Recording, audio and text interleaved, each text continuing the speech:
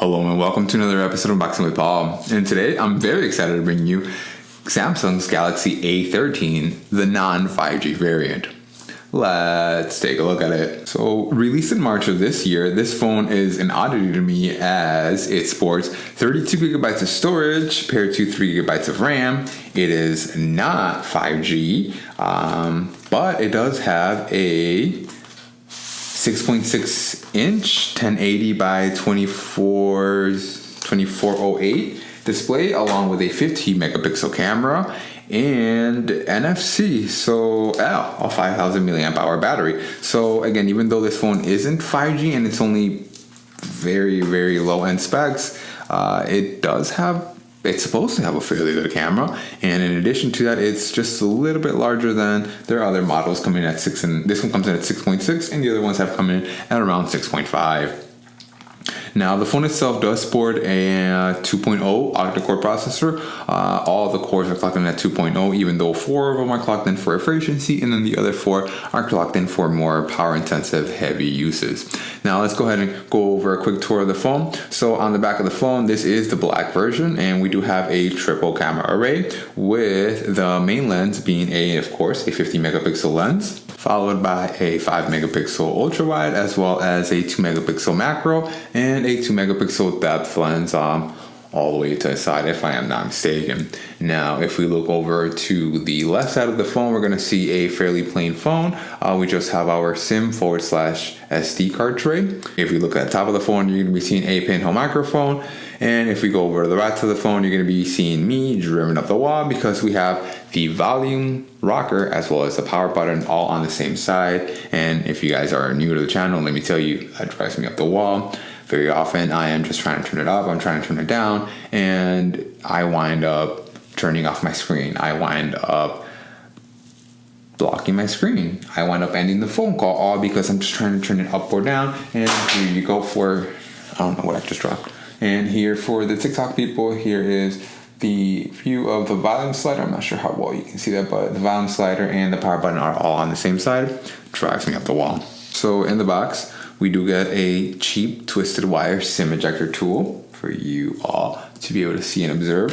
And then we also get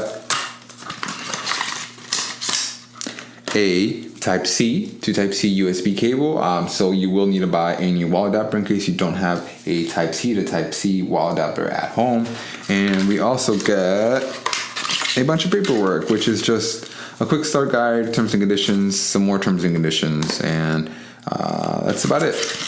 You no longer get a wall adapter, but I think most of us knew that, but just in case you didn't, now you know.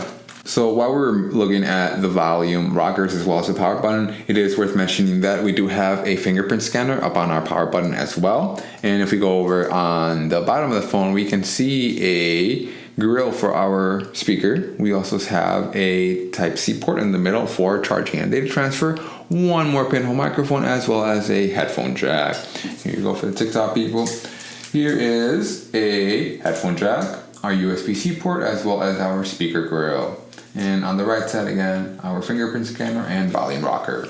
We can just go ahead and see what a beautiful, man, they brought back that shiny plastic again. Son of a bee.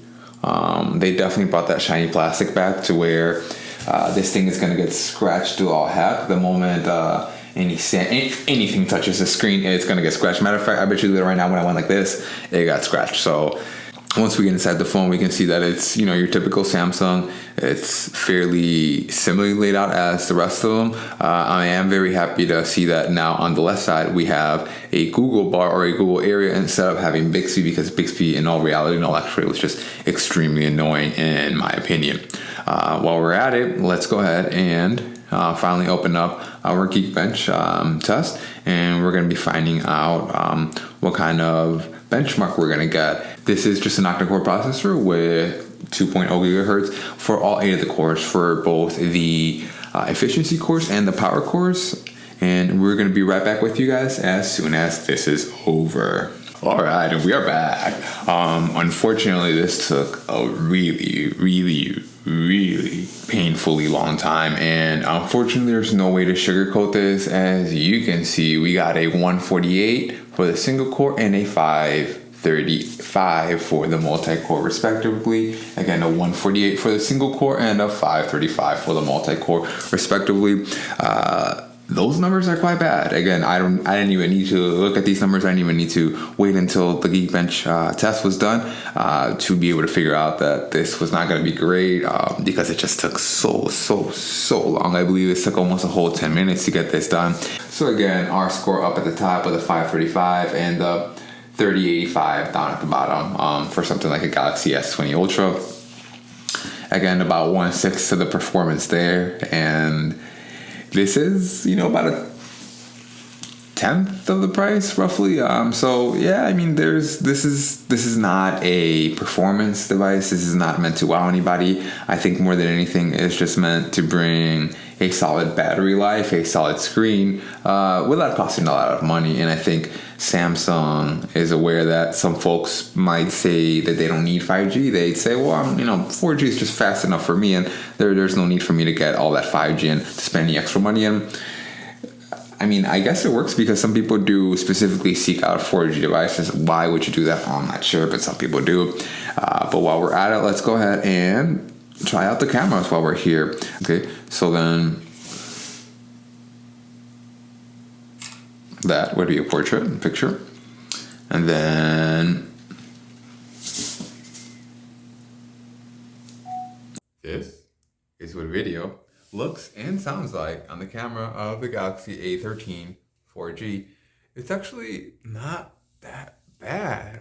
The front-facing camera is not half bad. It does have a different color signature. It is calibrated differently, but I'm not offended of it. I'm not offended by it. I'm a fan.